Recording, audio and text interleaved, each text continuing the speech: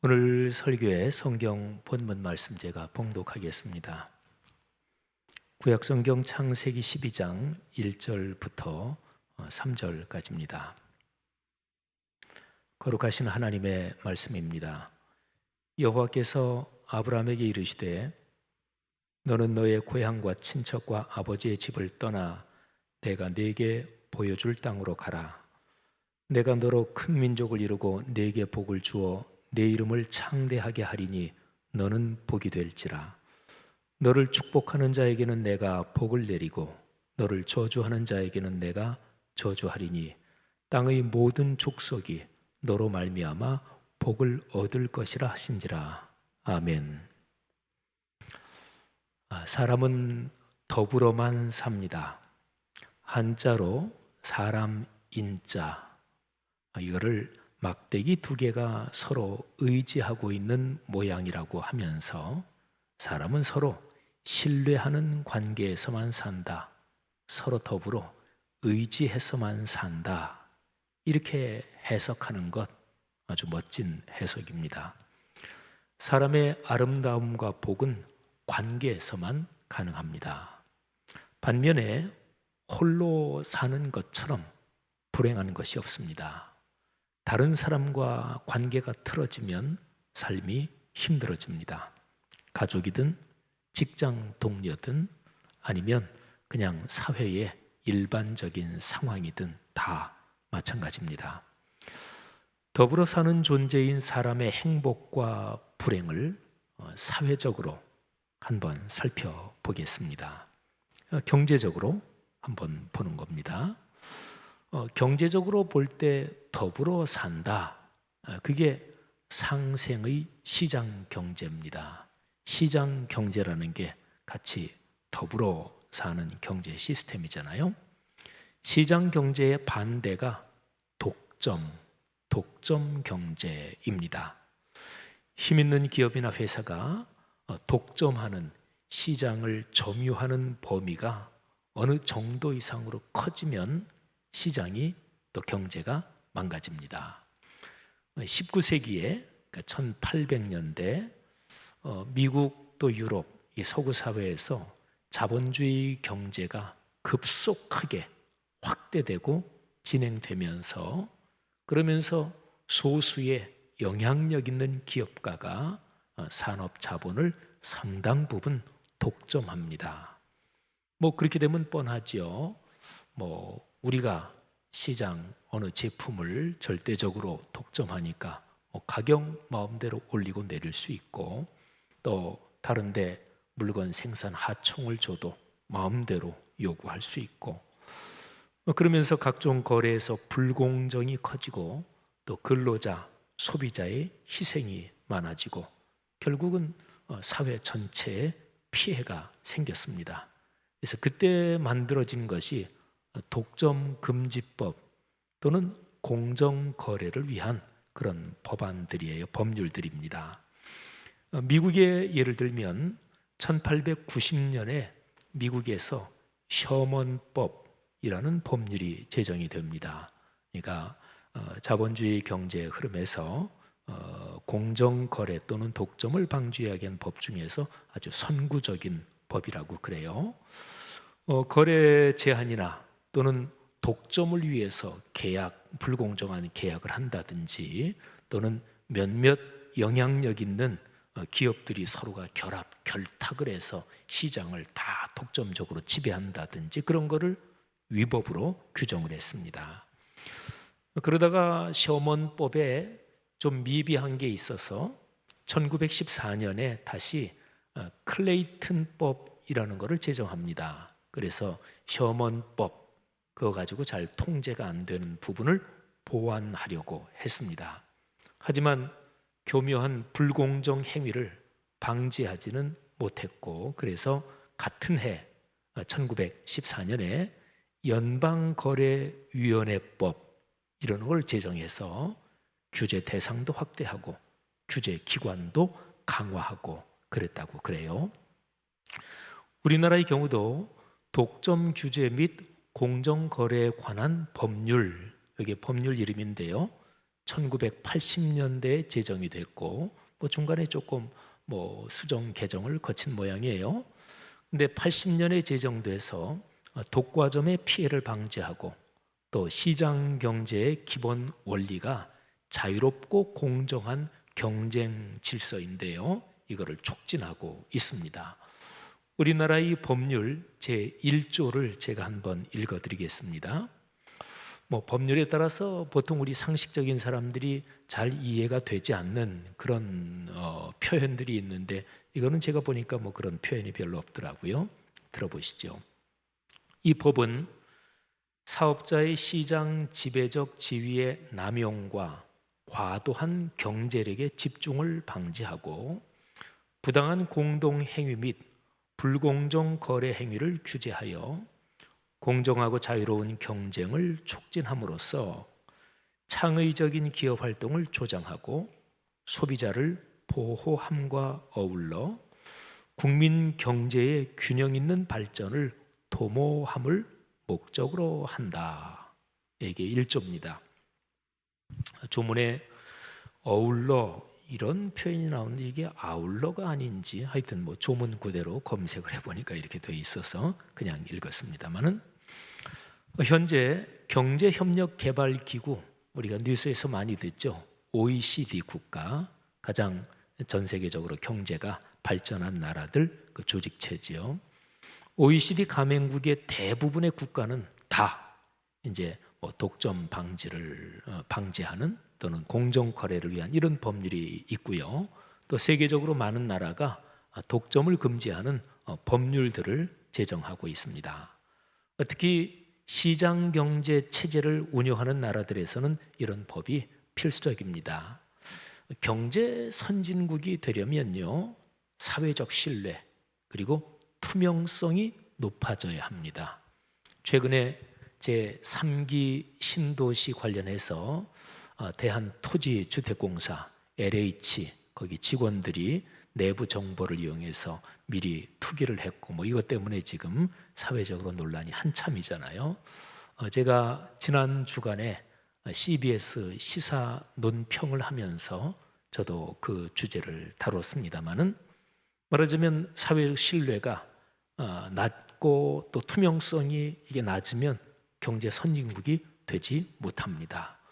또 최근 뉴스를 들으니까 독일이 무지무지하게 선진국이잖아요.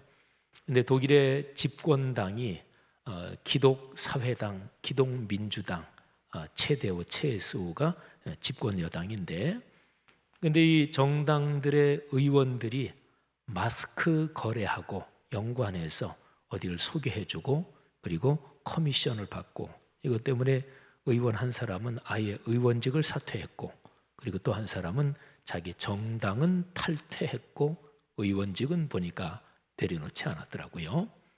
어쨌든 인간 사회는 독일이든 어디든 인간 욕심은 다 똑같아요.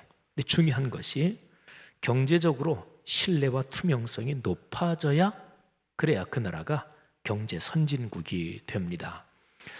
인간의 끝없는 욕망과 죄의 성향이 독점을 부추깁니다. 이 때문에 독점을 공권력으로 그러니까 법적으로 금지하는 것이 필요합니다. 성경적으로는 상생의 시장 경제가 성경적으로도 바람직합니다. 그러니까 한 나라가 안정되게 잘 산다 하는 것은 중산층이 탄탄해야 합니다. 그리고 경제적인 취약계층을 위해서 그 국민 전체가 자선의 정신, 경제적으로 어려운 사람들을 도와야지 이런 자선의 정신이 그 나라에 넉넉해야 되고요. 또 경제적인 취약계층을 도울 수 있는 제도적인 보장이 넉넉해야 그래야 그 사회가 사람 살기 좋은 사회고 또 성경은 그런 사회를 말씀하고 있지요. 자, 독점에 대해서 제가 좀 구체적으로 말씀을 드렸는데 독점이 경제적인 타락이라면 독재, 이거는 정치적인 타락입니다. 독재 정치가 지배하는 사회는 불행해집니다. 설명 안 드려도 되겠죠. 전제 정치라고도 하는데 이거는 개인이 국가 권력을 다 장악하고서 민의나 법률에 전혀 제약을 받지 않고 자기 멋대로 하는 것을 전제정치라고 그러죠. 거기서 누구도 행복할 수 없습니다. 권력을 움켜쥔 권력자도 결국에는 망합니다. 독재를 방지하는 제도가 견제와 균형을 원리로 하는 민주주의입니다. 민주주의는 성경적으로도 충분한 근거가 있습니다.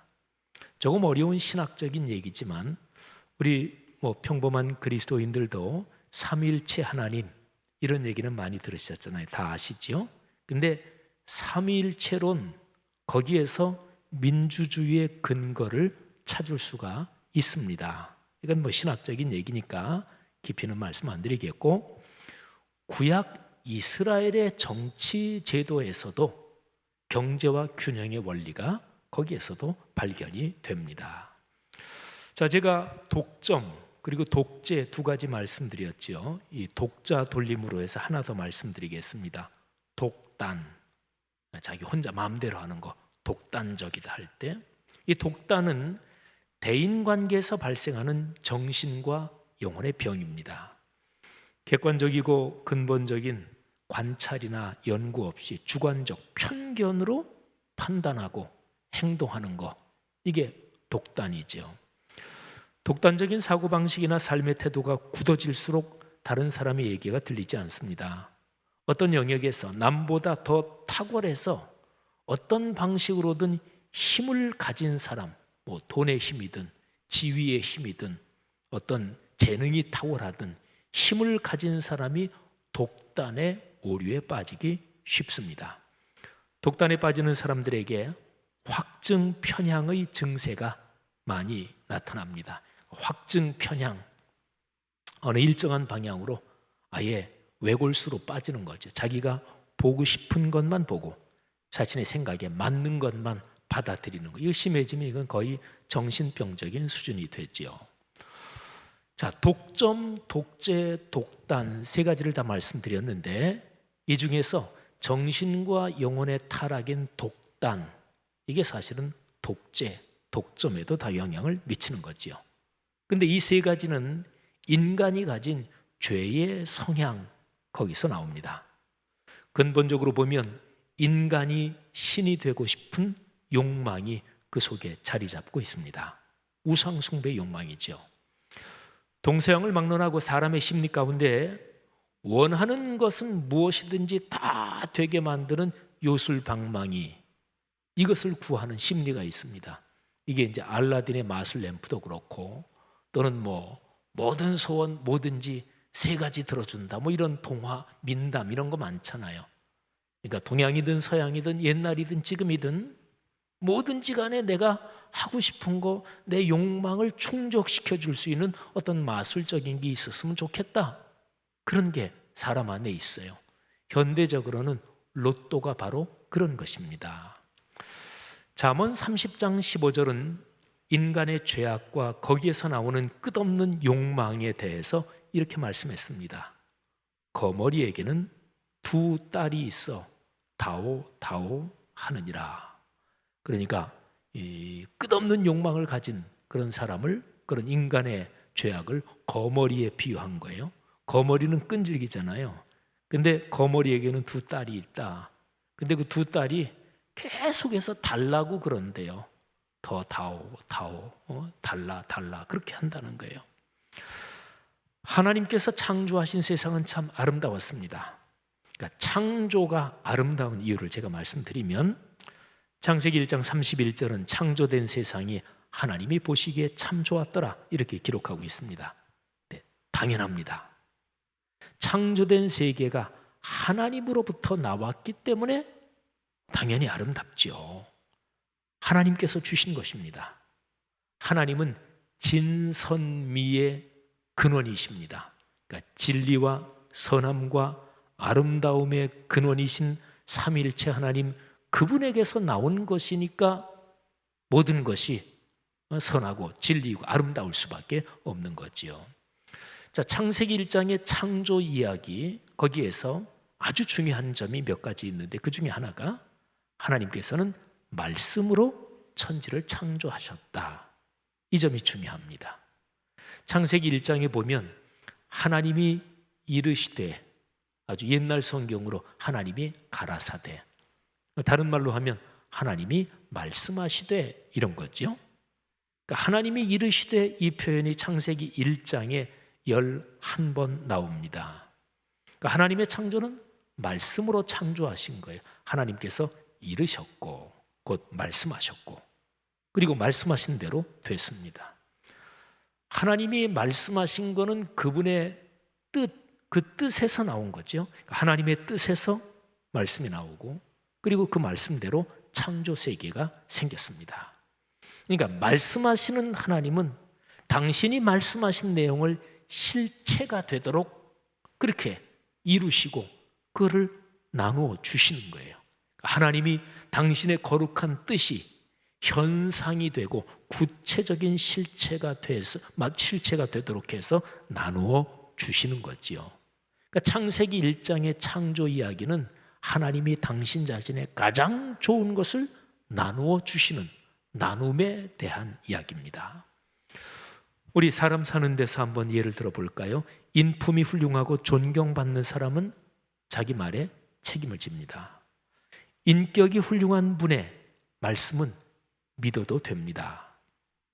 돈이든 정치적인 힘이든 권력이 많은 사람들, 예컨대 대통령, 대기업 회장, 국제적인 단체나 기관의 어떤 장, 이런 사람들이 공적인 자리에서 어떤 얘기를 했다, 그는 공적인 자리에서 얘기했기 때문에도 그대로 진행이 됩니다. 책임을 갖고 공적으로 무엇을 베풀기로 말한다, 무엇을 베풀겠다, 내가 나누어 주겠다, 뭐를 내가 헌신하겠다, 책임을 지겠다, 이렇게 말한다는 것은 그 말에 포함된 내용을 나누어 준다는 그런 의미가 되는 거죠. 하나님은 어떤 분이신가요? 우리에게 채워주시는 분입니다. 좋은 것을 나누어 주시는 분이십니다. 하나님께서 우리에게 무엇을 나누어 주실 때 아주 중요한 점이 있습니다. 말씀을 통해서 주십니다. 하나님의 말씀이며 영원한 진리인 66권 성경 말씀 말입니다. 창세기 1장의 창조 이야기에서 이 점이 아주 분명하게 드러나는 거죠. 여러분, 하나님이 주시는 그 축복의 선물을 받으며 살기를 원하십니까? 누구나 다 그러시겠죠. 저도 마찬가지예요. 하나님이 주시는 축복의 선물을 받기를 진심으로 원한다면 성경 말씀을 묵상하십시오. 묵상해서 내 삶에 끌어안으십시오. 그러면 그 말씀이 내 삶이 될 것입니다. 이게 복을 받는 가장 기본적인 기독교적인 원리입니다. 자, 창조의 근본 원리가 하나님의 뜻과 그 실현을 사람에게 나누어 주신 건데, 말씀을 통해서. 그런데 구원도 마찬가지입니다. 그러니까 창조는 하나님이 나누어 주시는 건데, 그런데 창조도 그렇지만 구원도 마찬가지입니다. 자, 구원이 나눔이다, 하나님이 나눠 주시는 거다, 이거는 창조 이야기보다 훨씬 이해하기가 쉽습니다.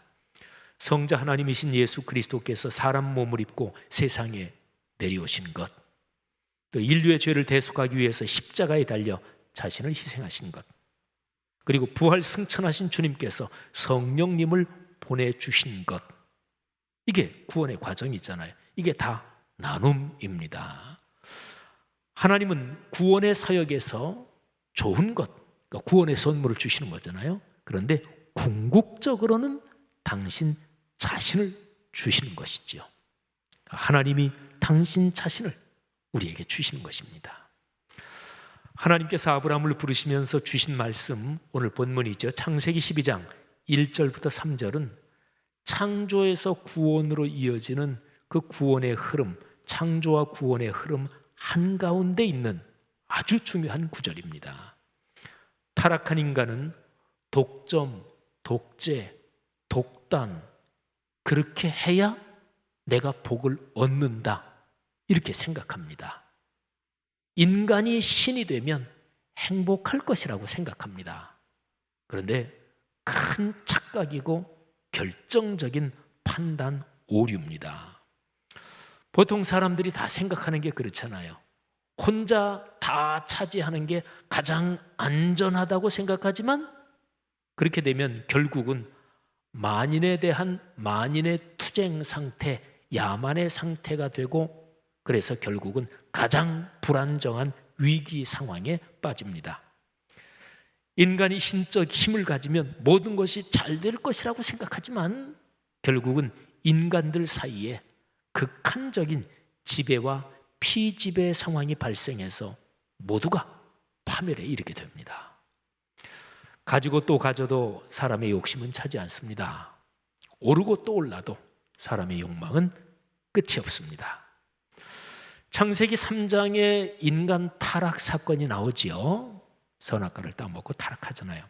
근데 3장의 인간 타락 이후 11장의 바벨탑 사건, 거기에서 인간의 죄악이 하나님까지 대항하면서 극치에 이르는데 이런 전체적인 인간의 죄악의 흐름, 이 비극을 치유하는 해법이 창세기 12장 1절부터 3절입니다.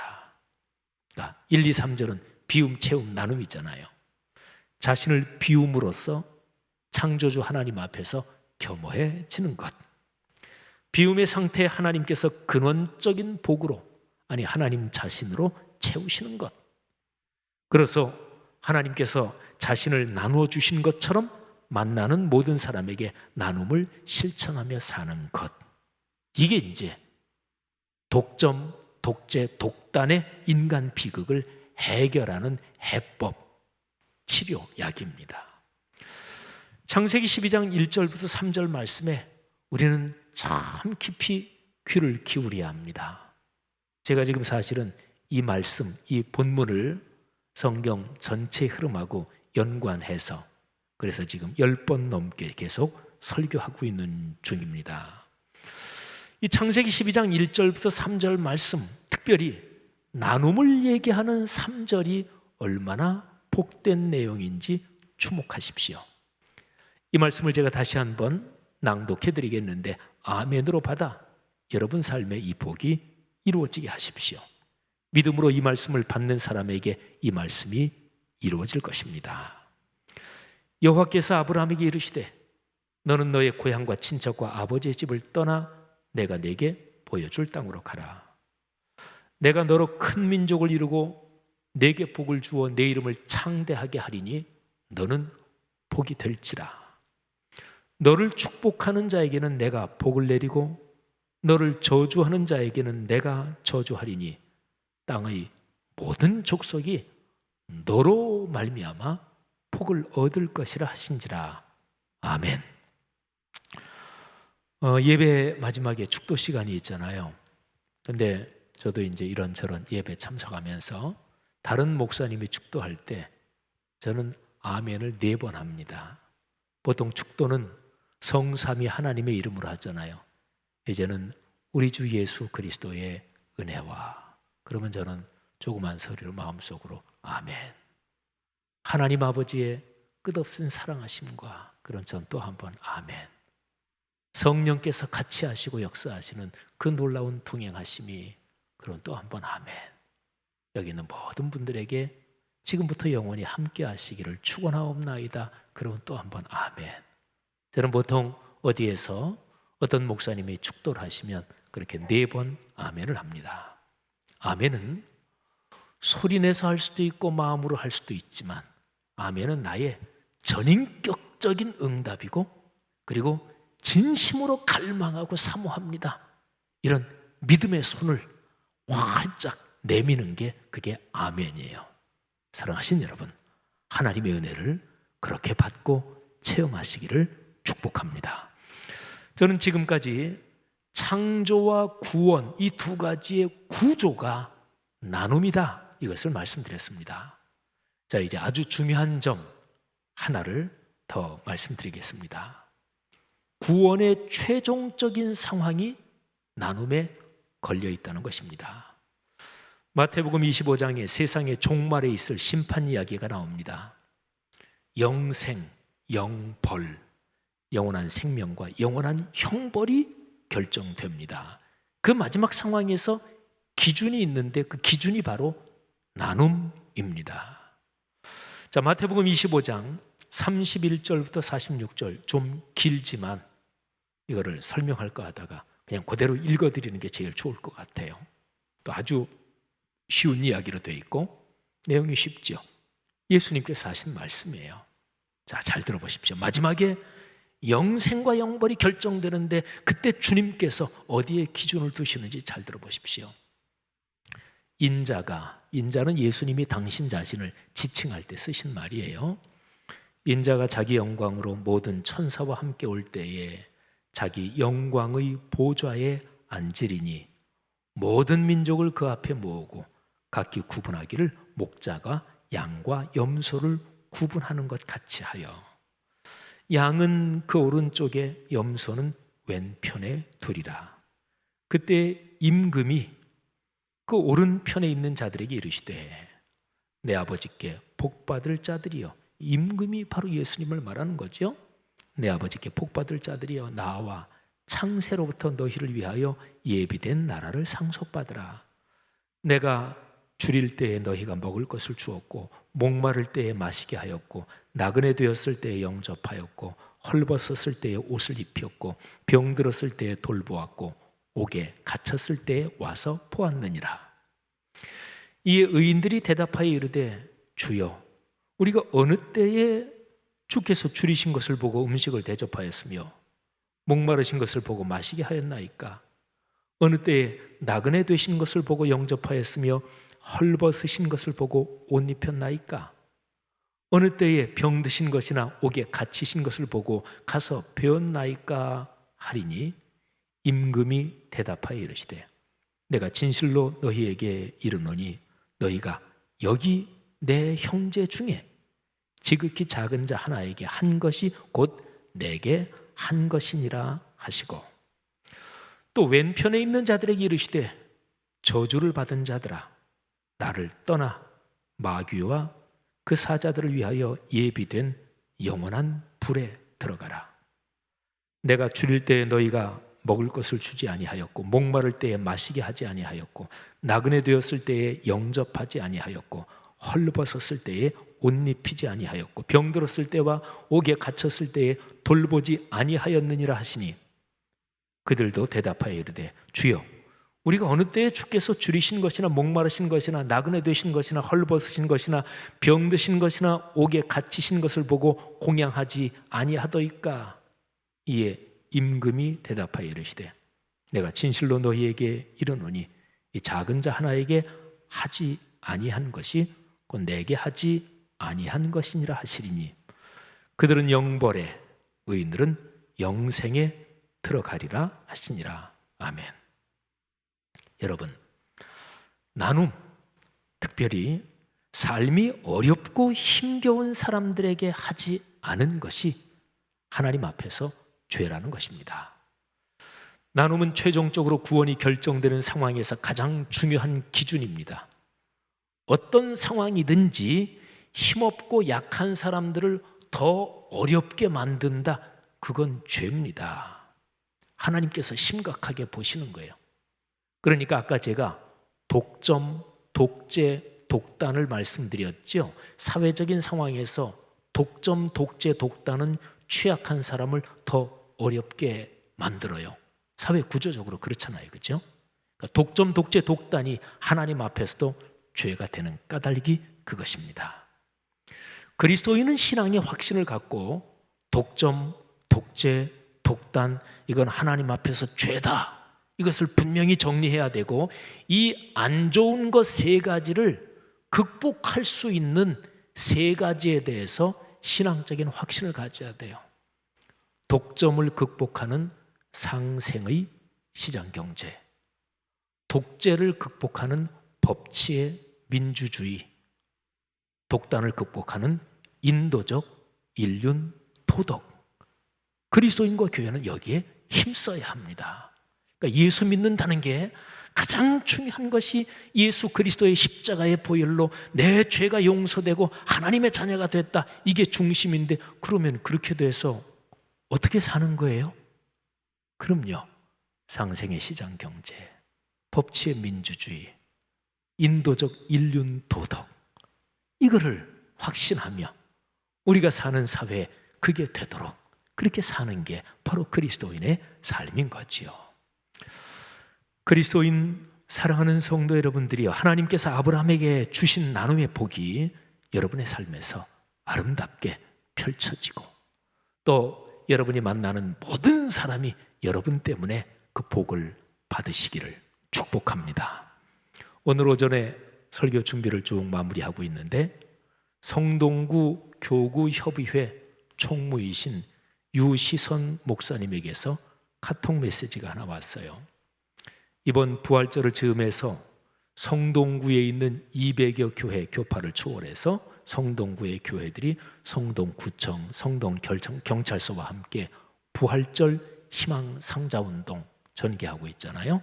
또 아까 영상 본 헌혈운동도 전개하고 있지요. 성동구 30만 인구 중에서 생활이 어려운 분들에게 10만 원 정도의 생활 필수품을 이제 박스에 담아서 전달하는 것입니다. 그리스도인들이 한 박스당 4만 원을 후원하죠. 5만 원은 기아대책에서 하고 1만 원은 성동구청에서 하죠. 그런데 유시선 목사님이 보낸 카톡이 한양대학교의 대학생 성경 읽기 선교회 UBF 학생들이 50박스에 해당하는 한 박스 교회가 4만 원이고 50박스 200만 원이죠. 200만 원을 모았다는 거예요. 그거를 교구협의회에 좀 전달하고 싶다고. 제가 교구협의회 회장이거든요. 그래서 이제 일정을 잡아서 전달식을 하기로 했어요. 참 고맙고 기쁜 일입니다. 요즘 우리 사회에서 대학생들은 어렵고 힘든 대상 중에 하나잖아요. 근데 하나님께서 그리스도인 젊은이들의 마음에 감동을 주셨고 그들이 쉽지 않은 상황에서도 주머니를 열고 헌신한 거예요. 어려운 대학생들이 10,000원 또는 5,000원 내는 거는 얼마나 쉽지 않은 일일까요? 알바하면서 그렇게 돈 벌면서 그렇게 대학 다니고 있는 학생들이 2000년 전에 초대교회에서 했던 그 힘에 겨운 헌신이 생각이 났습니다. 고린도후서 8장 1절부터 5절에서 사도 바울이 그 당시에 힘에 겹도록 헌신하는 그리스도인들의 얘기를 다음과 같이 기록을 했습니다. 표준 세번역으로 제가 읽습니다. 형제자매 여러분, 우리는 하나님께서 마케도니아 여러 교회에 베푸신 은혜를 여러분에게 알리려고 합니다. 그들은 큰 환난의 시련을 겪으면서도 기쁨이 넘치고 극심한 가난에 쪼들리면서도 넉넉한 마음으로 남에게 베풀었습니다. 내가 증언합니다. 그들은 힘이 닿는 대로 구제하였을 뿐만 아니라 오히려 힘에 지나도록 자원해서 하였습니다. 그들은 성도들을 구제하는 특전에 동참하게 해달라고 우리에게 간절히 청하였습니다. 그들은 우리가 기대한 이상으로 먼저 자기를 주님께 드리고 하나님의 뜻을 따라 우리에게 바쳤습니다. 여러분, 나눌 수 있는 것은 나눔은 특권입니다. 하나님께서 우리 그리스도인에게 주신 특권이죠. 한양대학교의 귀한 젊은이들을 축복합니다. 나눔으로써 모두가 풍요로워지는 이 멋진 일이 그리스도인들의 삶, 여러분의 평생의 삶, 또 후손 대도로의 삶에서 여러분 가정 가문에 넘치기를 주님의 이름으로 축복합니다.